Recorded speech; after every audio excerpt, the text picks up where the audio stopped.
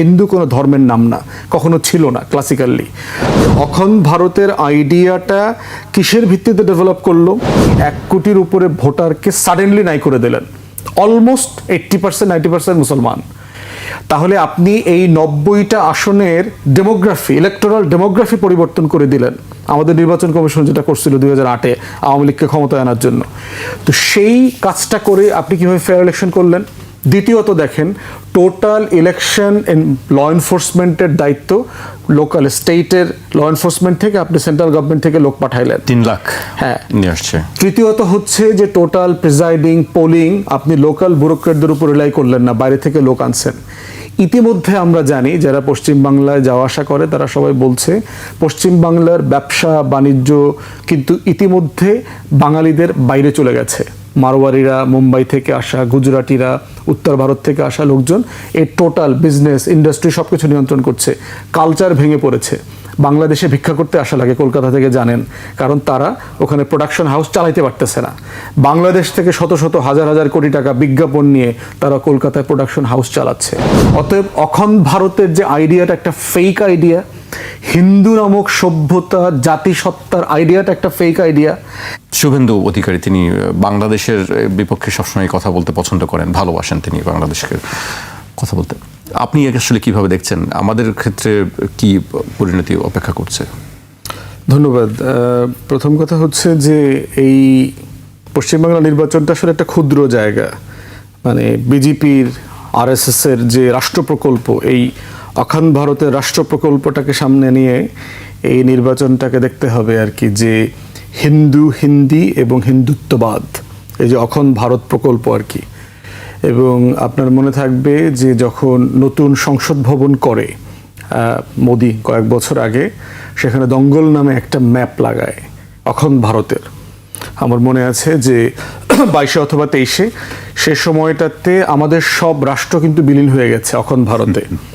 আমাদের এই যে সার্কের কান্ট্রিগুলো সব ওখানে ভিতরে দেখানো হয়েছে, আফগানিস্তান থেকে শুরু করে একেবারে হিন্দুকুশ মাউন্টেন পর্যন্ত যা আছে, তিব্বত যা আছে সব কিছু। তো এখন পাকিস্তান সহ অনেকগুলো রাষ্ট্র কিন্তু তখন, শ্রীলঙ্কা সহ অনেকেই কিন্তু এটা প্রতিবাদ করেছিল। কিন্তু এখানে যেহেতু আমাদের মান্যবর পলাতক পদচ্যুত শেখ হাসিনা ছিলেন, তিনি তো এটার প্রতিবাদ করবার প্রয়োজন মনে করেন নাই। তারা এই পতিত অবহেলিত হিন্দু জাতিকে আবার নতুন করে সভ্যতার আলো দেখিয়েছে। অতএব এইটা হচ্ছে তাদের আবার মুক্তির পথ। এবং এইখানে দেখবেন যে টোটাল জায়গাটাকে, এই মুসলমান রুলটাকে তারা দেখায় হচ্ছে বহিরাগত আকারে, দ্য ফরেনার্স, দ্য ইনভেডার্স, দ্য কলোনিয়ালিস্ট। মানে যারা লিখছে এবং যারা পড়ছে তাদেরকে দেখানো হচ্ছে মাঝখানের সময়টা হচ্ছে তার হচ্ছে সবচেয়ে বর্বর যুগ। ইয়েট রমিলা থাপারের লেখা যদি পড়েন, এখন জওহরলাল নেহরু ইউনিভার্সিটি টিচার, খুব ভেটারান প্রফেসর, সোয়াসের স্কলার ছিলেন, থাপার প্রমাণ করেছে ক্যাটাগরিকলি যে ভারতবর্ষের ইতিহাসের গোল্ডেন টাইম ছিল হইল মুসলমানদের সময়টা। লিটারেচার, জ্ঞান, বিজ্ঞান, সভ্যতা, আইন, কানুন সব কিছু। আপনি দেখেন আজকে দিল্লি মুসলমানরা 500-র উপরে বছর শাসন করেছে। দিল্লির পপুলেশন, মোগলরা যখন আসছে, মুসলমান পপুলেশন দিল্লিতে কোনোদিন 28% ক্রস করে নাই। তাহলে যেই জনপদ 550 বছর শাসন করেছে, সেটা যদি তলোয়ার দিয়ে শাসন করা হতো, তাহলে সেখানে হিন্দু নামক কোনো জিনিস, আবর্জনা খুঁজে পাওয়া যেত না, যদি তারা আসলেই করতো। কাউন্টার এক্সাম্পলটা দেখেন, স্প্যানিশরা টোটাল আইবেরিয়ান পেনিনসুলা থেকে বের হয়ে আপনার সাউথ আমেরিকা চলে গেছে। এই 550 বছর তারাও শাসন করেছে। কোনো রেড ইন্ডিয়ানরা আছে, মানে তাদের সিভিলাইজেশন বলতে কিছু আছে, সে যে মায়ান সিভিলাইজেশন ছিল, সবাইকে খ্রিস্টান বানায় ফেলছে পুরো সাউথ আমেরিকাকে। আপনি উল্টাটা দেখেন, যখন আইবেরিয়ান পেনিনসুলা মুসলমানদের থেকে তারা নিয়েছে, খ্রিস্টানরা নিয়েছে, কি করেছে? পুরো কান্ট্রিকে আপনার ফোর্স কনভার্সন করে দিয়েছে। উল্টাটা দেখেন, 550, 600, 800 বছর শাসন করার পরে কি হয়েছে? মোগল এম্পায়ারদের লেখা পড়তে হইলে আপনার জিডিপিতে চলে যেতে হবে। 1700-এ মোগল এম্পায়ারের গ্লোবাল জিডিপি ছিল হলো 27%, 28%। আজকেও আমেরিকা অথবা চায়নার গ্লোবাল জিডিপির পার্সেন্টেজ এত না। তাহলে যেই হাইটে ইন্ডিয়ান সিভিলাইজেশনের বেস্ট ইকোনমি ছিল, নলেজ ভান্ডার ছিল, সেই সময়টাকে ব্রিটিশ স্কটিশ স্কলাররা এই ভারতের অল্প বুদ্ধিওয়ালা বুদ্ধিজীবীদেরকে, শিক্ষিত লোকদেরকে বুঝাইছে যে এটা ছিল বারবারিয়ান টাইম। সলিউশন কি? আমরা আসছি তোমাদের সেভিয়ার হিসাবে, মুক্তিদূত আকারে, মুসলমানদেরকে সরায়া তোমাদেরকে এম্পাওয়ার করবার জন্য, ক্ষমতাসীন করবার জন্য। তোমাদের দায়িত্ব হচ্ছে তোমার ওই গোল্ডেন এজটাকে ফিরায় নিয়ে আসা, ওই যে তোমার মৌর্য শাসকটা ছিল সেটা ফিরায় নিয়ে আসা। এবং এই ফেক হিস্ট্রিতে উপর ভিত্তি করে যেটা হচ্ছে, অখণ্ড ভারতের আইডিয়াটা তারা ডেভেলপ করেছে। তখন কি রকম ছিল? এরকম অখণ্ড ভারত বলতে হিস্ট্রিতে কিছুই ছিল না। ভারত নামক রাষ্ট্রকে পয়দা করেছে ব্রিটিশ। এর আগে ভারত বলতে কোনো রাষ্ট্রের মানে নাম নিশানা কিছুই ছিল না। হিন্দ বলতে বোঝানো হইতো আপনার, হিন্দুস্তান বলতে যে সিন্ধ নদী, যেটা সিন্ধ নদীর তীরবর্তী, আল-বিরুনির যদি ভারত তত্ত্ব পড়েন, ইন্ডিয়ার উপরে যে বই লিখেছে, সেখানে তা সে পরিষ্কার করে বলে দিয়েছে ম্যাপ দেখিয়ে যে সিন্ধ নদীর অববাহিকায় যারা বাস করে সেই জায়গাটার নাম হলো হিন্দুস্তান, এবং ওই আশেপাশের মানুষদেরকে বলা হয়তো হিন্দু, মানে সিন্ধ নদীর পাশে বাস করে বলে। হিন্দু ধর্ম আকারে প্রথম ক্লাসিক্যালি ডেভেলপ করেছে হচ্ছে ব্রিটিশরা। যখন আপনার তাকে এই দেশ গভর্ন করতে হয়েছে, কলোনির আমলে দেশ দখল করছে, এখন আপনাকে দেশ শাসন করতে হবে, তো আইন কানুন ডেভেলপ করতে হবে। ঠিক সেই জায়গাটাতে এসে মুসলমানদের মহামডার্ন ল ডেভেলপ করছে তারা এখানে। তারপরে হচ্ছে আর হিন্দুদেরকে তারা একটা ফ্রেমে নিয়ে আসছে। হিন্দু কোনো ধর্মের নাম না, কখনো ছিল না ক্লাসিক্যালি। তাহলে অখণ্ড ভারত বলতেও কিছু ছিল না। ম্যাপ দেখবেন আপনি, 1000 বছরের ম্যাপ বের করে দেখেন, স্ক্যাটার্ড একটা জায়গা।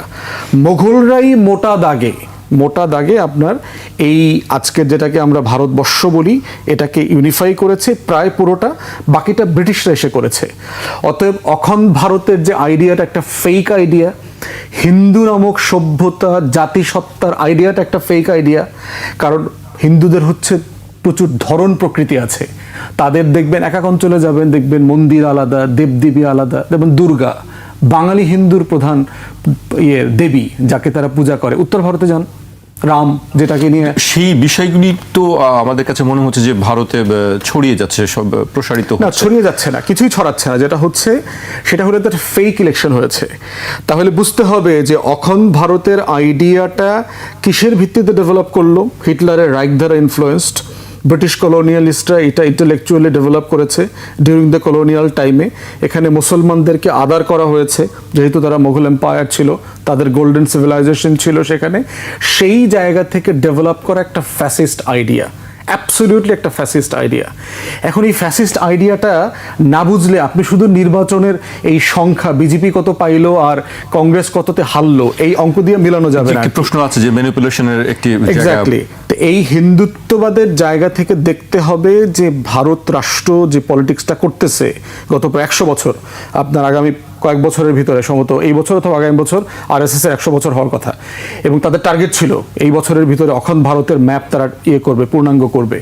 তো সেই জায়গাতে এসে আজকে এরকম একটা সময়ে যে রাজনীতি করতেছে, প্রত্যেকটা উপকরণ বলতেছে যে সে অন্য দেশ দখলের যে প্ল্যান তার আছে, অখণ্ড ভারত ইসরায়েলের মতো তার ম্যাপ সে ইলাস্টিকের মতো বাড়াবে, সেটা না বাড়ায় যেটা হচ্ছে ইন্টারনালি রাষ্ট্র আকারে সে ফ্র্যাকচার্ড হচ্ছে।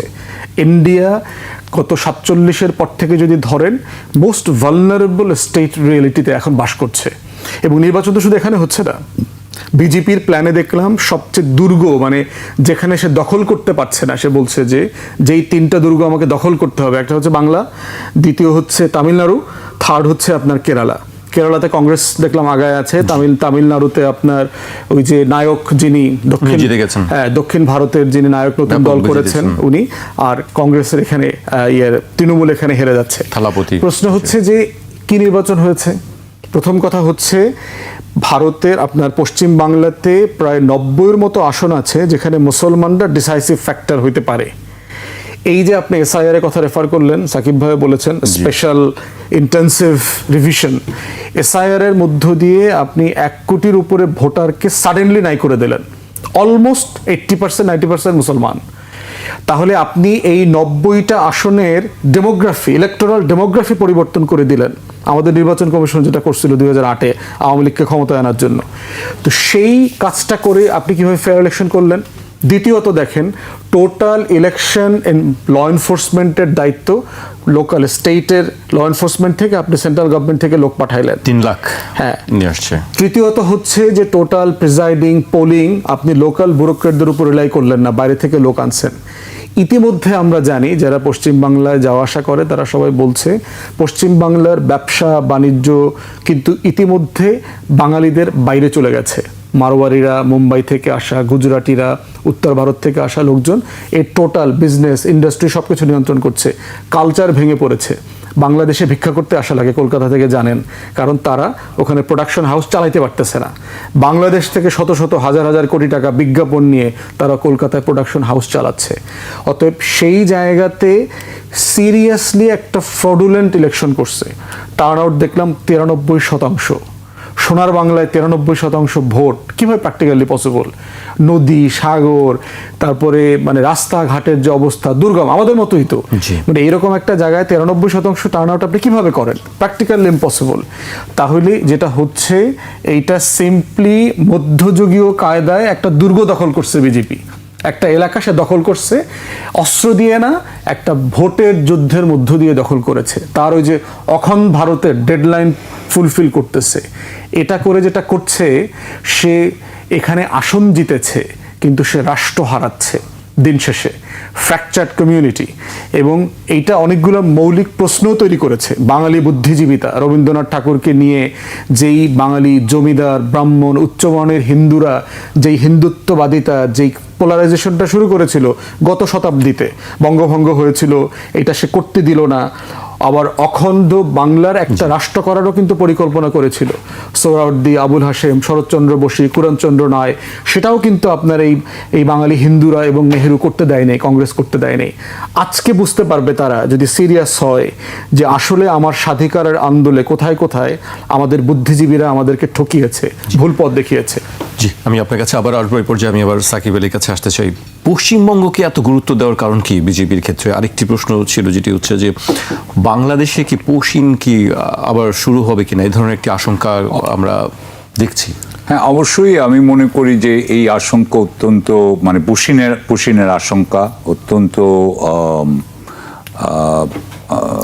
মেটেরিয়াল, এটা অত্যন্ত যৌক্তিক। কারণ এর আগেও যখন হাসিনার পতন হলো, পালিয়ে গেলেন, তখন শুভেন্দু অধিকারী যিনি মুখ্যমন্ত্রী হতে যাচ্ছেন, তিনি কি বক্তব্য দিয়েছেন আপনার মনে আছে? তিনি বাংলাদেশ বিরোধী বক্তব্য, আপনি একটু আগে বলছিলেন যে তিনি বাংলাদেশ বিরোধী বক্তব্য পছন্দ করেন, এই ধরনের কথা বলতেন। সুতরাং সেই হিসাবে আপনার একটা যে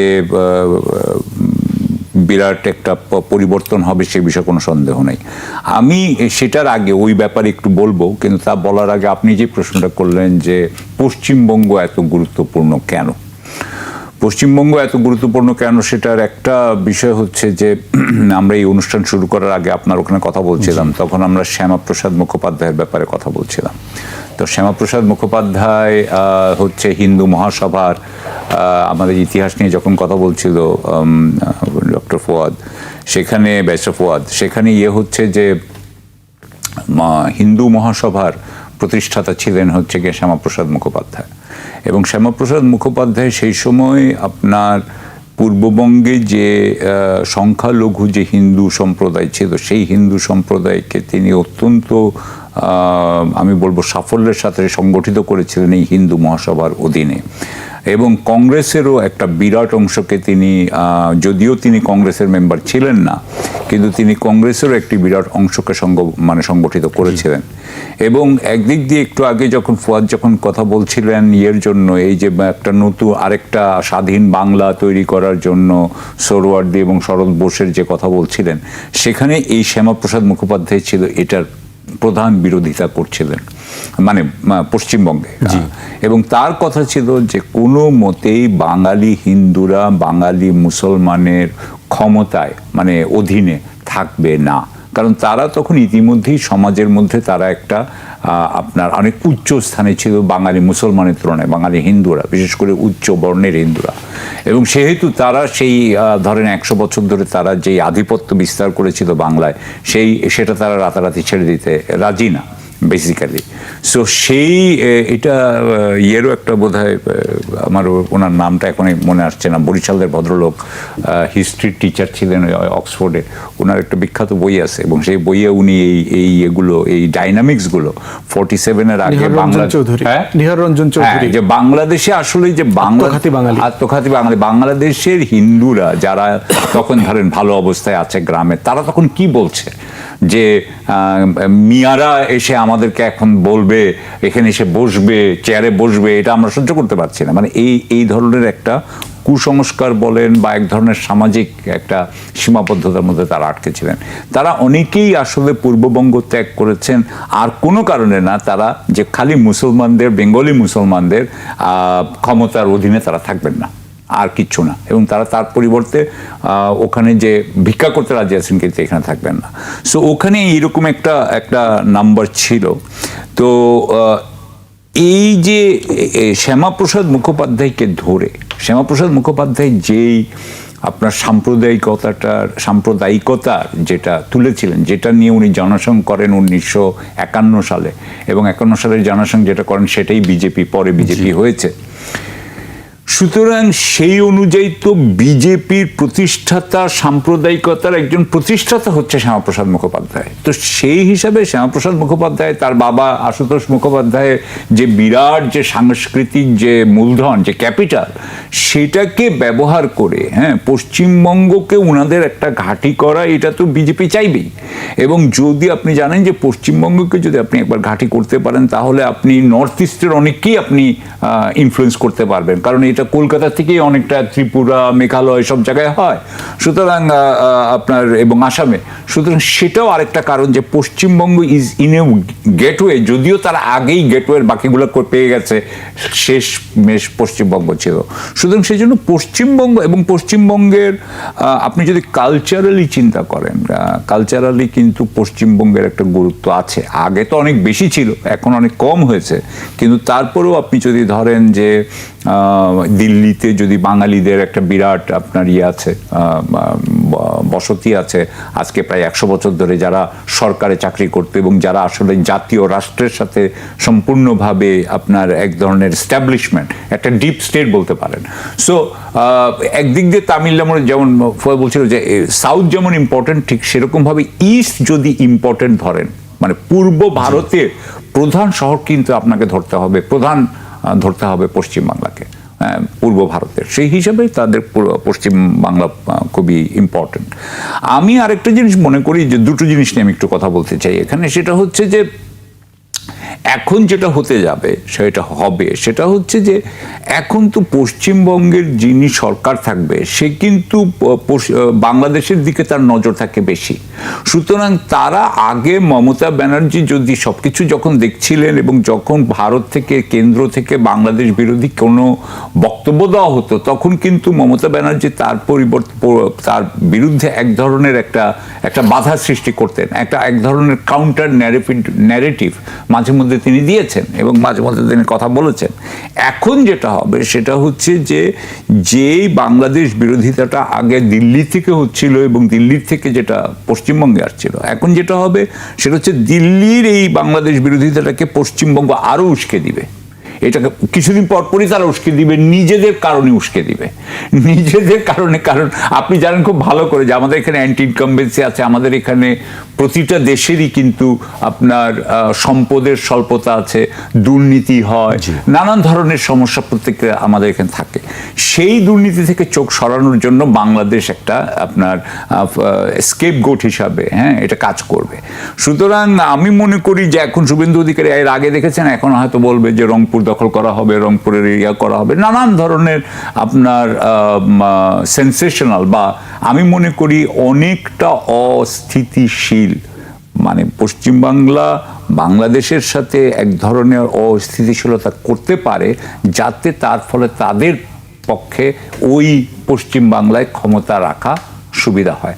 সুতরাং সেখানে আমার কথা হচ্ছে যে আগেও এখানে রয়ের ভূমিকা, তো ধরেন রয়ের ভূমিকা বাংলাদেশে যেটা হয় সেটা হচ্ছে দিল্লি থেকে হয়, কিন্তু এখন কিন্তু দেখা যাবে যে কলকাতার থেকেও এই ব্যাপারে ইনপুট দেওয়া হবে যে এটাকে এইভাবে ব্যবহার করো, এটাকে এইভাবে ব্যবহার করো। আপনি এটাও জানেন যে আওয়ামী লীগ ওখানে বসে আছে, আওয়ামী লীগের সব নেতারা এখন ওখানে আপনার কলকাতায়। সুতরাং তাদের সাথে নতুন যে সরকার, সেই সরকারের সাথে তারা কিন্তু ষড়যন্ত্রের আপনার আপনার সম্ভাবনা অনেক বেশি বেড়ে গেল, এবং এখন তারা আরো ভালোভাবে আপনার, আমার মনে হয় যে আওয়ামী লীগের যে সমস্ত নেতারা আছে তাদের বাংলাদেশ বিরোধী কার্যক্রম করতে তাদের জন্য আরো অনেক সুবিধা হবে। সো এইগুলো হচ্ছে গিয়ে আমার কাছে প্রধান মনে হয়। এবং আমি আপনাকে আরো একটা বলেই এখানে ফুয়াদের কাছে যাব, কারণ I am sure Fuad will like it too. 28শে ফেব্রুয়ারি ইরানের যুদ্ধ শুরু হয়। আমি সরি একটু ইরানের যুদ্ধটা ঠিক আছে, আছে, কিন্তু অবশ্যই, এটা পশ্চিম বাংলার সাথে সম্পর্ক আসছে আমি। সেটা হচ্ছে যে ইরানের যখন এই যুদ্ধ শুরু হয় 28শে ফেব্রুয়ারি, তার আগে 24 থেকে 26শে ফেব্রুয়ারি নরেন্দ্র মোদী ছিলেন ইসরায়েলে। সেই সময় তিনি কেনেসেটে বক্তৃতা দিয়েছেন। তিনি সেই সময় ক্যাবিনেটেরও সাথে বোধহয় মিটিংও হয়েছে, ইসরায়েলি ক্যাবিনেটের সাথে। সে সময় নেতানিয়াহু একটি ষড়মুখী হেক্সাগন অ্যালায়েন্সের কথা বলে। এই হেক্সাগন অ্যালায়েন্সের প্রধান পার্টনার, ইসরায়েলের প্রধান পার্টনার হচ্ছে, প্রধান অংশীদার হচ্ছে ভারত। তার সাথে হচ্ছে যে আর দুটো মুখ হচ্ছে গ্রিস এবং সাইপ্রাস, আর হচ্ছে আরব কতগুলো দেশ। আরব দেশের মধ্যে আছে ইউএই, বাহরাইন, মরক্কো। আফ্রিকাতে হচ্ছে দুটো দেশ, আফ্রিকাতে আছে আপনার ইজিপ্ট এবং ইথিওপিয়া। ইজিপ্টকেও তারা চিন্তা করে। এই হেক্সাগন অ্যালায়েন্স কিন্তু হচ্ছে গিয়ে অ্যান্টি ইরান, অ্যান্টি টার্কি এবং অ্যান্টি পাকিস্তান। যেহেতু ভারত ওখানে আছে, তার মানে এটা অ্যান্টি পাকিস্তান। সুতরাং হেক্সাগন অ্যালায়েন্স, আপনি জানেন যে শেখ হাসিনা যখন বাংলাদেশে প্রধানমন্ত্রী হিসেবে ছিল, তখন কিন্তু সে পেগাসাস টেকনোলজি এনেছিল আপনার ইসরায়েলের থেকে। অর্থাৎ আমরা কিন্তু একই ধরনের একটা সিকিউরিটি স্ট্রাকচারের মধ্যে যাচ্ছিলাম। ঠিক সেরকমভাবে ওই ইসরায়েলের কিন্তু একটা ভূমিকা যেটা আছে, সেই ইসরায়েলের ভূমিকাকে এখন নতুন পশ্চিমবঙ্গ সরকার ইসরায়েলের ভূমিকাকে আরো ব্যবহার করবে কিনা, রয়ের ভূমিকা আরো বেশি ব্যবহার হবে কিনা, সো বাংলাদেশের উপরে কিন্তু এগুলোর একটা প্রভাব পড়বে। বাংলাদেশের যে সরকার, বিএনপি সরকার, এই সমস্ত ব্যাপারে কতটুকু ওয়াকিবহাল, এবং তারা কিছুদিন আগে তো পররাষ্ট্রমন্ত্রী গেলেন দিল্লিতে, কিন্তু এসব বিষয়ে কোনো আলোচনা হয়েছে বলে আমরা জানতে পারি নাই। সুতরাং আমার মনে হয় কিছুদিন আগে আপনার চিফ হুইপ বলেছেন যে তিনি বাংলাদেশে পররাষ্ট্রমন্ত্রী কি বলেছেন তিনি জানতে চান। দিল্লিতে এস্টাবলিশমেন্টে তো দিল্লি ইতিমধ্যে আছে, এবং আমাদের যে রাষ্ট্রীয় সংকট এবং দ্বিপাক্ষিক যে অনেকগুলো অমীমাংস বিষয় আছে, এই বিষয়গুলোতে তো স্ট্যাটাস কো যেটা আছে এটা তো চলতেছে আর কি। নতুন করে কোনো সমাধান হওয়ার কোনো জায়গা দেখতে পাচ্ছি না। বরং যেটা অ্যাডেড এলিমেন্ট, যেটা সাকিব ভাই কারেক্টলি পয়েন্ট আউট করেছে, অস্থিরতা বাড়বে ক্রস বর্ডার, এবং এইটা দখল করে না, ওইটা দখল করো না। এরকম দেখা যাবে যে বিজেপি আইসা ধরেন লালমনিরহাটে ঢুকে গেল, পঞ্চগড়ে ঢুকে গেল, ধরেন একটা বর্ডার কিলিং এর আশঙ্কা। বর্ডার কিলিং ধরেন বিএসএফ তো একদম মানে কোনো স্টেট তো চালায় না, এটা চালায় তো আসলে সেন্ট্রাল গভর্নমেন্ট চালায়। তো সেক্ষেত্রে যেটা হবে যে মানে বিজেপির নিজস্ব আর্মড উইং আছে আপনার, আরএসএস, ভিএইচপি থেকে শুরু করে তার বজরং, তার যে ক্রিমিনাল গ্যাং আছে ইসরায়েলি, যে আপনার প্রি স্টেট যে ক্রিমিনাল গ্যাং ছিল, এরকম তার প্রচুর বিজেপির গ্যাং আছে, ট্রেন্ড গ্যাং। এই গ্যাংগুলোকে মানে আপনার অ্যাক্টিভেট করবার সম্ভাবনা থাকতে পারে। প্রচুর রায়টের সম্ভাবনা দেখতে পাচ্ছি আপনার প্রি-47 বিভিন্ন মুসলিম এলাকাগুলোতে যে রায়টগুলো হয়েছে। কারণ আমি ধারণা করছি যে বাঙালি মুসলমানের যে একটা মানে অবদমনের যে জায়গা, একটা সময় সাপ্রেসড হতে হতে কি হবে, যখন আপনার ভাষার অধিকার নাই, ধর্মের অধিকার নাই, সাংস্কৃতিক মূল্যবোধ বেঁচে থাকার যে জায়গাগুলো আপনি একের পর এক, আপনি একটা ভিডিও দেখেছেন কিনা যে রাস্তা করে দিতে বলছে, তো শুভেন্দু অধিকার বলতেছে আগে হিন্দু হও তারপর রাস্তা করে দেবো। তো এই যে জায়গাগুলো, এইটা কিন্তু একটা সময় আপনার ভায়োলেন্ট রিয়াকশনের দিকে চলে যেতে পারে, এবং এমনও হতে পারে যে এই ভায়োলেন্ট রিয়াকশনগুলো জঙ্গি আকারে ইন্ডিয়ান এস্টাবলিশমেন্ট, পশ্চিমবাংলার এস্টাবলিশমেন্ট করার পরে ধরেন নামধারী মুসলমান টাকা দিয়ে দুইটা ঘটনা ঘটায়া ওইটাকে কেন্দ্র করে মুসলিম কমিউনিটির উপরে ক্র্যাকডাউন এবং পুশিং, যে নাগরিকত্ব বাতিল করা, ডিটেইন করা। আপনি জানেন যে নাগরিকত্ব ইস্যু নিয়ে গত কয়েক বছর থেকে হাজার হাজার মুসলমানরা আপনার ডিটেনশন সেন্টারে আছে, আলাদা আলাদা এলাকা করে দিয়েছে, সেপারেটেড এলাকা, মানে যেখানে হাজার হাজার মুসলমানরা মামলা টামলা ছাড়া, কোনো ছাড়া, অভিযোগ ছাড়া ওখানে মানে জেলের ভিতরে বন্দী আছে। বলা হচ্ছে 25 লাখ মানুষের আবেদন ট্রাইব্যুনালে পেন্ডিং আছে। তো এটা তো নতুন, আগের ধরনের নাগরিকত্ব মামলা তো রয়েই গেছে, এখন তো নতুন করে আবার রিভিশন করে এই ভোটাধিকার থেকে তাদেরকে বঞ্চিত করলো ইমিডিয়েটলি। এরপর এটা আবার নাগরিকত্বের সাথে তারা ট্যাগ করবে তাদেরকে এখন। এবং এই যে ভোট যে 93 থেকে 95% পড়েছে, এর একটা বড় কিন্তু বিজেপি হুমকি দিয়েছে, যারা যারা ভোট দিতে আসবে না এবং তাদের মার্কায় ভোট দিবে না তাদের নাগরিকত্ব বাতিল করে দেওয়া হবে। ওই ভয়ে অনেকে ভোট দিতে আসছে, আর কারচুপি হয়েছে প্রচুর, বাট প্র্যাকটিক্যালি পসিবল না এত শতাংশ ভোট টার্ন আউট করা আর কি। তো সেই জায়গাতে আমরা বোধ করছি যে এইটা, এবং এটা বোধহয় সম্ভব না, 93% ভোট দেওয়াও সম্ভব না বোধহয় 9টার মধ্যে, সন্ধ্যা 7টার মধ্যে সম্ভব না। কাউন্টিং আপনি যদি মিনিট ভোট দিতে 3 মিনিট লাগে না, যে 2-3 মিনিট লাগে একটা ভোট দিতে, এটা করলেও হবে না। এটা ম্যাথমেটিক্যালি পসিবল। আপনি 4টা-5টার ভিতরে একদিনে এটা করে ফেলবেন, এটা প্র্যাকটিক্যালি পসিবল না আর কি। তো সেই জায়গাতে আপনার যেটা হয়েছে সেটা হচ্ছে ইনক্রিজিংলি ভারত যে বিষয়গুলো নিয়ে রাষ্ট্র আকারে নিজেদেরকে প্রাউড মনে করত, তার নির্বাচনী ব্যবস্থা সব সময় 47-এর পর থেকে তার একটা টানা নির্বাচন ছিল, যেটা ধরেন পাকিস্তানে, বাংলাদেশে আমরা পাইনি বিভিন্ন কারণে। তো এইটা নিয়ে তার একটা প্রাইডের জায়গা ছিল। তারপর তার সুপ্রিম কোর্ট, তো এই প্রত্যেকটা প্রতিষ্ঠান কিন্তু ভারত ভেঙে দিয়েছে মোদী সরকার আসার পরে সাকসেসফুলি। তো মোদী যেটা করতেছে, ভারত রাষ্ট্রকে ফ্র্যাকচার করে দিয়ে গেছে নেতানিয়াহুর মতো। নেতানিয়াহু যেভাবে ইসরায়েলকে ফ্র্যাকচার করে দিয়ে গেছে, এবং অখণ্ড ভারত তো দূরের কথা, ভারত নামক রাষ্ট্র থাকবে কিনা আগামী 50 বছরে সেটাকেই সে একটা অনিশ্চয়তার দিকে ঠেলে দিচ্ছে। অতএব সেই জায়গাতে আমরা বোধ করছি যে বাঙালি হিসাবে ওই পারের বাঙালি যারা আছেন, আপনারা যদি ন্যায্য অধিকারের জন্য লড়েন, স্বাধিকার, আপনাদের জন্য আমাদের পক্ষ থেকে শুভকামনা থাকবে, এবং আমাদের পক্ষ থেকে যা যা সহযোগিতা দরকার বাংলাদেশিদের রাষ্ট্র আকারে তাদের সেটা করতে সহযোগিতা করা উচিত, কারণ আমাদের হিস্টোরিক্যাল সম্পর্ক আছে। আমাদের জায়গা থেকে যেটা দরকার সেটা হচ্ছে আমাদের ল এনফোর্সমেন্ট সিরিয়াসলি রিভিউ করা দরকার। আমাদের যারা গোয়েন্দা সংস্থাগুলো আছে, ডিজিএফআই, এনএসআই থেকে শুরু করে প্রয়োজনে serious cross border counter intelligence তৈরি করা দরকার, যে এই বিজেপির ক্ষমতা আরোহণটা সীমান্তে, আসামে আমাদের জন্য কি কি ন্যাশনাল থ্রেট তৈরি করতেছে। ধরেন ফেন্সিডিলের ব্যবসা বাড়বে, ইয়াবার ক্রস বর্ডার বাড়বে, যদি বার্মা থেকে বেশি আসে এখান থেকেও আসবে, অস্ত্র, আওয়ামী লীগের এলিমেন্টটা আছে, আওয়ামী লীগ এখানে কোনো রকমের ওই কাদেরিয়া বাহিনী টাইপের সশস্ত্র গ্রুপ করে এখানে পুশিং করবে কিনা মারামারি করবার জন্য, যুদ্ধ করবার জন্য। তারপরে হচ্ছে ওখানকার বাঙালিদেরকে থাকার শর্ত দিতে পারে, আওয়ামী লীগের হয়ে এখানে যুদ্ধ করতে হবে, মারামারি করতে হবে, এরকম প্রচুর ক্যাওয়াস ক্রিয়েট করবার সুযোগ আছে তার। এই জায়গাগুলোতে আপনার আমাদের সভরেন্টি রক্ষা করবার জন্য আমাদের আলাদা স্পেশালিস্ট ইউনিট দরকার, এবং আমাদের ফরেন মিনিস্ট্রিতেও আলাদা ডেস্ক দরকার শুধুমাত্র এগুলোকে পার্টিকুলারলি অ্যাড্রেস করবার জন্য। রাষ্ট্র আকারে আমার ইনস্টিটিউশন যদি ফাংশনাল না হয়, এবং আমার বন্ধু বাড়ানো দরকার, কারণ আমার এই অখণ্ড ভারতের হিন্দুত্ববাদী যে সভরেন্টির ক্রাইসিস তৈরি করেছে, সেক্ষেত্রে আমার এই নেইবারহুডে এবং নেইবারহুডের বাইরে, ধরেন নেপাল, চায়না, মালদ্বীপ, শ্রীলঙ্কা, পাকিস্তান, যত অ্যান্টি ইন্ডিয়ান কান্ট্রিজ এখানে আছে, আমাদের সবার এখানে ডিফেন্স অ্যালায়েন্স স্ট্রেংথেন করা দরকার আমাদের কালেকটিভ সিকিউরিটির জন্য। কারণ নিরাপত্তার সময় আপনার চেতনার পিল দিয়ে কিন্তু আপনি দেশ বাঁচাইতে পারবেন না। ওই চেতনার পিলের বাইরে আইসা খুব সিরিয়াস স্ট্র্যাটেজিক আমাদের ডিফেন্সিভ মেজার আমাদেরকে তৈরি করতে হবে। এবং অ্যাট এ টাইম আমরা এটা বারবার বলেছি যে আমাদের গণবাহিনী তৈরি করা দরকার। গণবাহিনী মানে জাসদেরটা বলতেছি যে আমাদের পৃথিবীর বহু দেশে আছে স্টেট সার্ভিস আছে, আপনি ন্যাশনাল সার্ভিস করবেন, 2 বছরের ট্রেনিং নিতে হবে প্রত্যেক নাগরিককে, আপনার 18 বছর থেকে শুরু করে 25, 30, 35 বছরের, যাদেরকে আপনি হরেক রকমের কাজে লাগাইতে পারবেন। যুদ্ধ একটা, কিন্তু এর আগে আপনার যত যে ফ্লাড ডিজাস্টার হয়, জলাবদ্ধতা হয়, আপনার বিভিন্ন ন্যাশনাল ক্রাইসিসে আপনার ভলান্টিয়ার লাগে, আপনি মানুষগুলোকে যে কোনো সময় ক্রাইসিসে কাজে লাগাতে পারবেন। অতএব টোটাল আমার সিকিউরিটি অ্যাপারেটাসকে ঢেলে সাজানো জরুরি।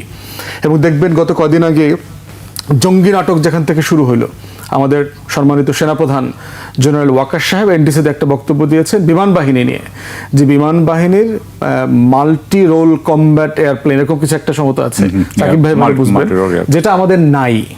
এবং উনি এটা বলেছেন যে আমাদের এটা না থাকার কারণে কক্সবাজার থেকে শুরু করে আমাদের বর্ডার, আমাদের আকাশ সীমা রক্ষা করাটা খুব চ্যালেঞ্জিং হয়ে যাচ্ছে এবং আমাদের এটা করতে হবে, এরকম একটা জায়গায় উনি বলেছেন এবং খুবই কারেক্টলি বলেছেন জেনারেল ওয়াকার সাহেব যেটা বলেছেন। এরপরেই দেখেন বিমান বাহিনীতে তেহরিকি তালেবান পাকিস্তান টিটিপির এলিমেন্ট নাকি পাওয়া গেছে, অথচ বিমান বাহিনী গত বছর দেখলাম আপনার আমার দেশ রিপোর্ট করলাম 6 জনের রয়ের টিম এক্সপোজ করছে, তাদের কোর্ট মার্শাল হয়েছে, চাকরিচ্যুত করা হয়েছে।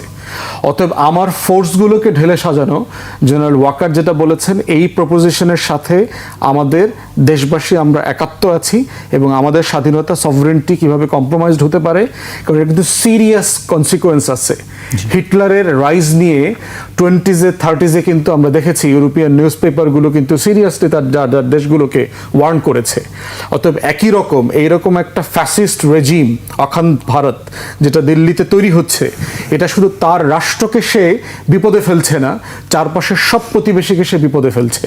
অতএব সেই জায়গাতে আমার রাষ্ট্র আকারে আমার স্বাধীনতা সার্বভৌমত্ব ধরে রাখবার জন্য আমার যে সিকিউরিটি অ্যাপারেটাসকে রিভিউ করা দরকার, আমার ফ্রেন্ডস বাড়ানো দরকার, অ্যালায়েন্স বাড়ানো দরকার, এটার মধ্য দিয়ে যেভাবে স্ট্রেনথেন করা দরকার সেটা সিরিয়াসলি রিভিজিট করা দরকার। জি, আমি আপনার কাছে আসবো আবার এই ব্যাপার, যে আমি সাকিবের কাছে আবার আসতে চাই। একজন সাবেক কূটনীতিক হিসেবে বাংলাদেশের আসলে কি করা উচিত, যেটি কিছুটা বলছিলেন ব্যারিস্টার ফুয়াদ, আপনার কাছে কি মনে হয় আমাদের পদক্ষেপগুলি কি হওয়া উচিত? প্রথম কথা হচ্ছে যে আমাদের কিনা বাংলাদেশের, সেটাও কিন্তু একটা বিষয়।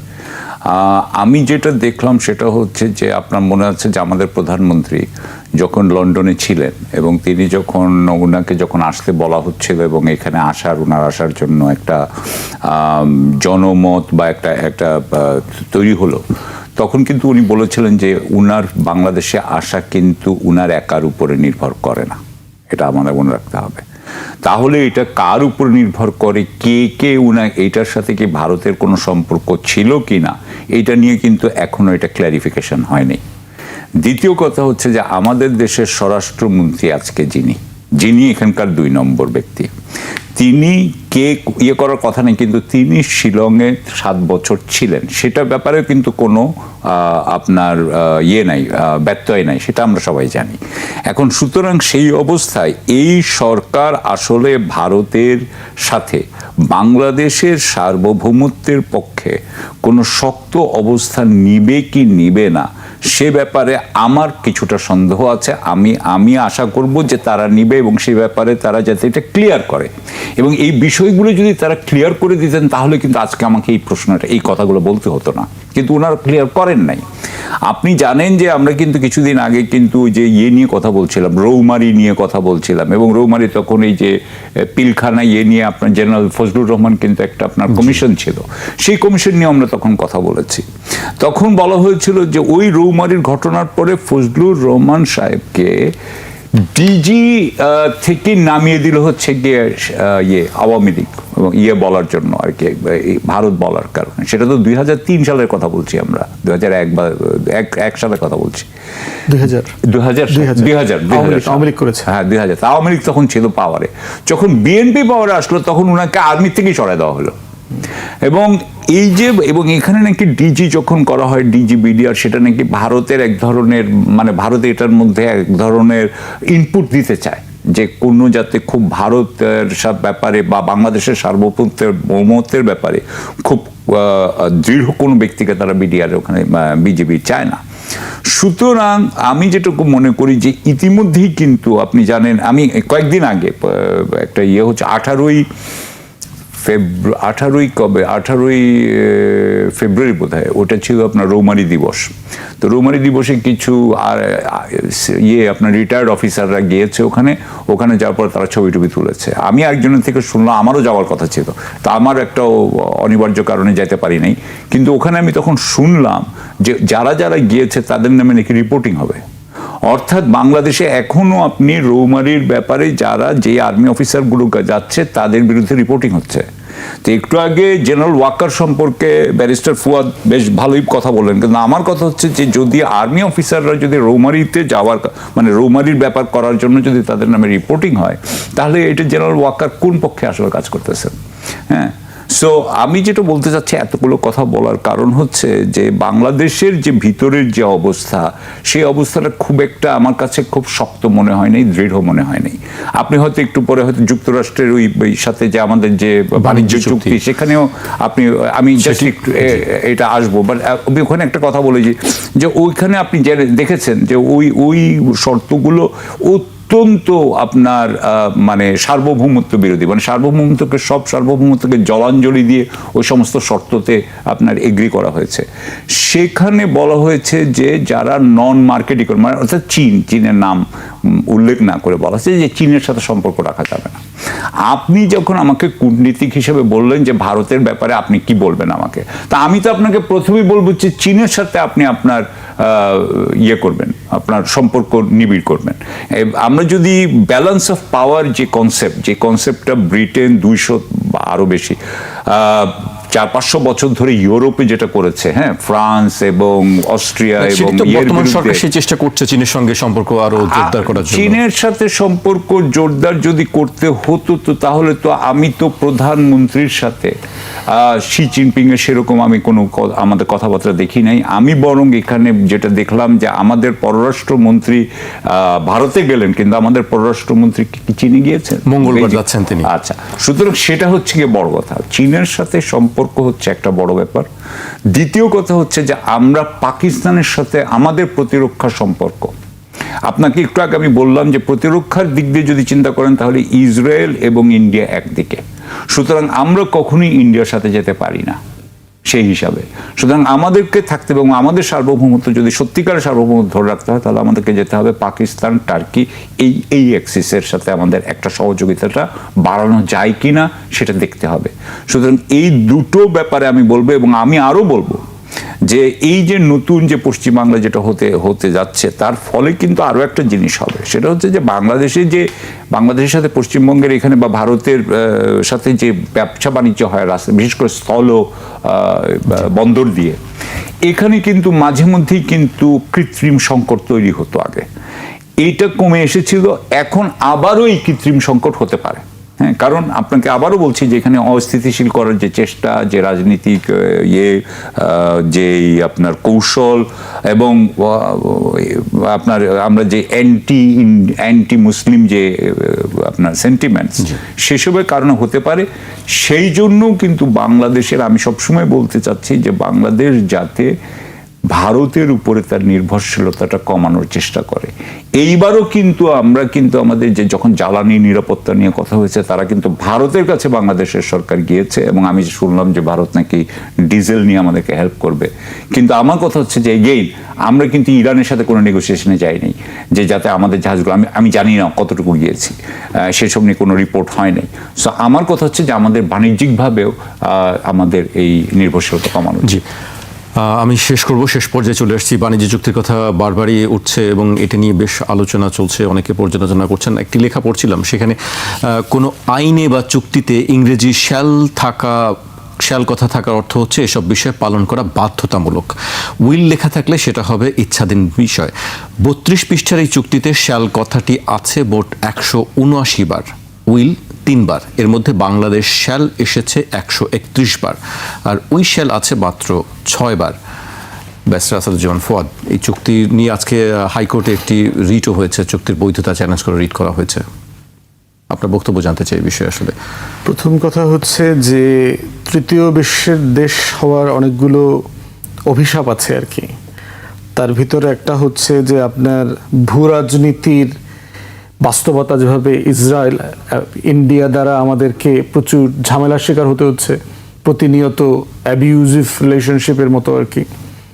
আমেরিকা এবং ইউরোপও তাই, আমেরিকা পার্টিকুলারলি বেশি ট্রাম্প অ্যাডমিনিস্ট্রেশন আসার কারণে যেটা হচ্ছে, এবং তার এই ট্যারিফ ওয়ার যেটা সে চাপিয়ে দিয়েছে, এটা দিয়ে আপাতত সে বোধ করছে যে তার প্রচুর রেভিনিউ আসতেছে। লাস্ট ব্রিফিংয়ে দেখলাম $শত বিলিয়ন এখানে আসতেছে, এটা হচ্ছে সেটা হচ্ছে, কিন্তু তার এটা কিন্তু এখন ফেরত দিতে হবে।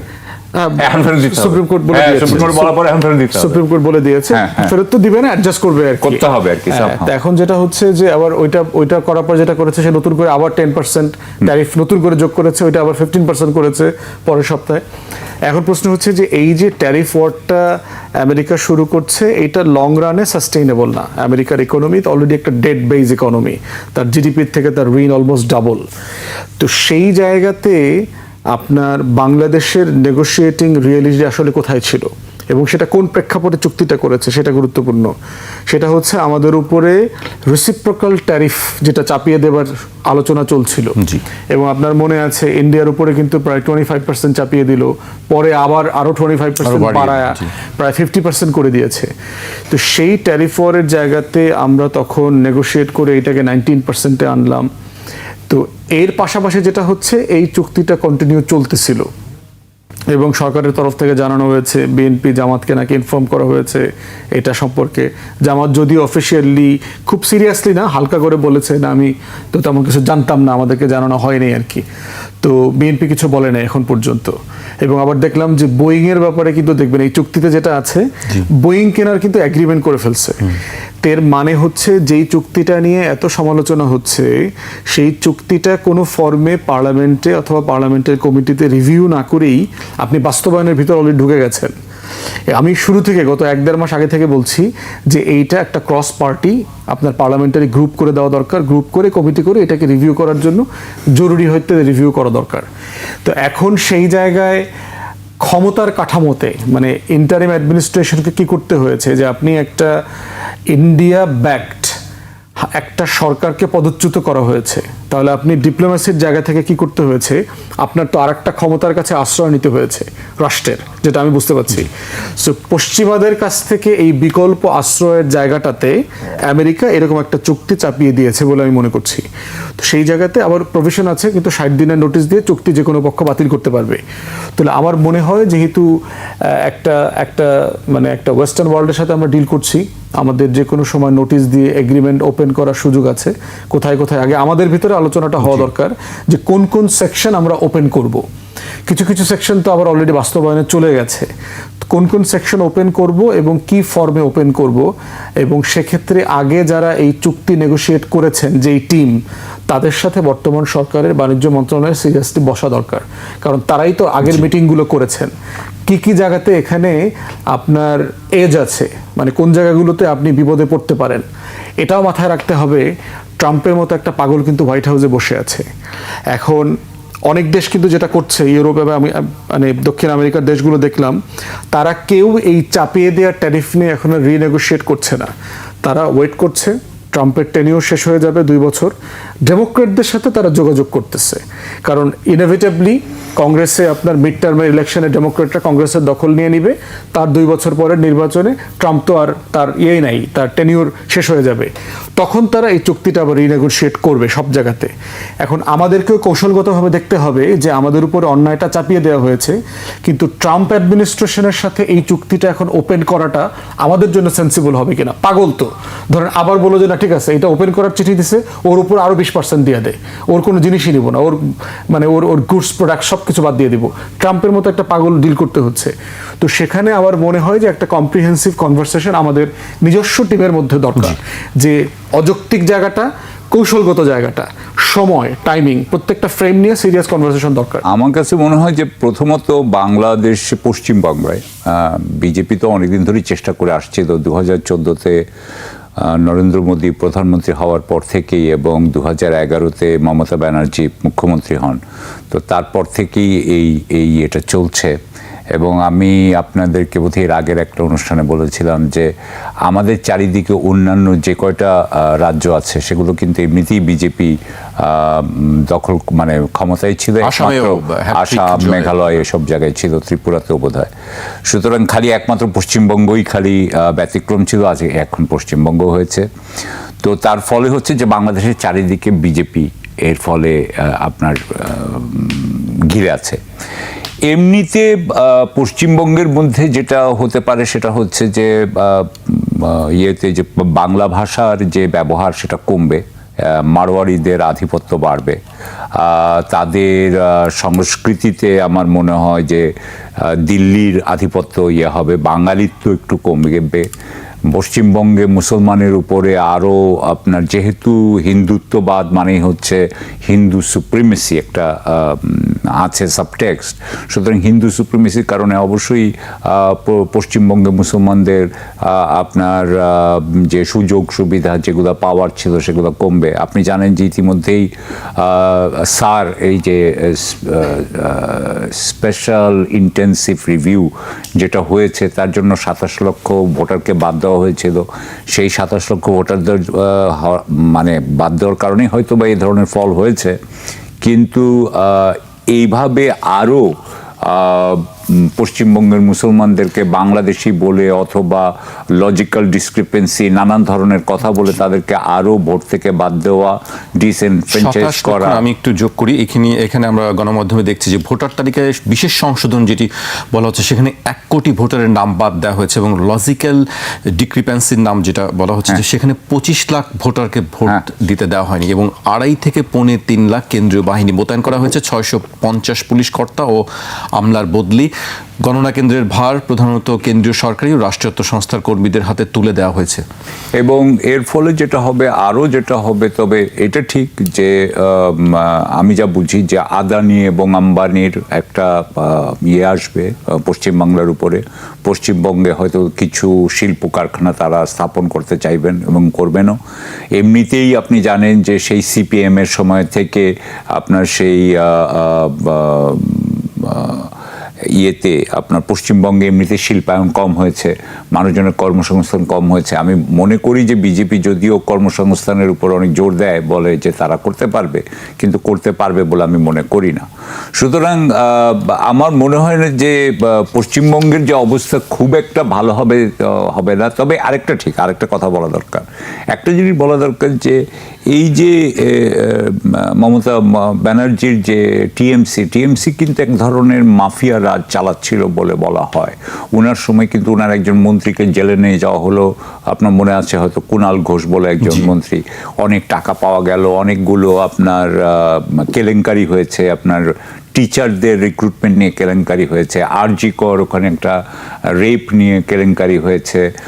সুতরাং কেলেঙ্কারি কিন্তু অনেক হয়েছে এবং এখানে 15 বছর ধরে ক্ষমতায় আছেন মমতা মুখোপাধ্যায়, সেটার যে আপনার দুর্নীতির যে একটা ছাপ পড়ে যায় আমাদের দেশে, সেটা ওনার উপরে পড়েছে এবং সেই জন্যই হয়তো এই ফলাফল হচ্ছে। এবং এটার ফলে বিজেপি যে সরকার, পশ্চিমবঙ্গের সরকার হলে যে সেটা অপেক্ষাকৃত অন্তত একটা সৎ সরকার হবে বলে, সেটাও কিন্তু একটা এফেক্ট পশ্চিমবঙ্গে পড়বে।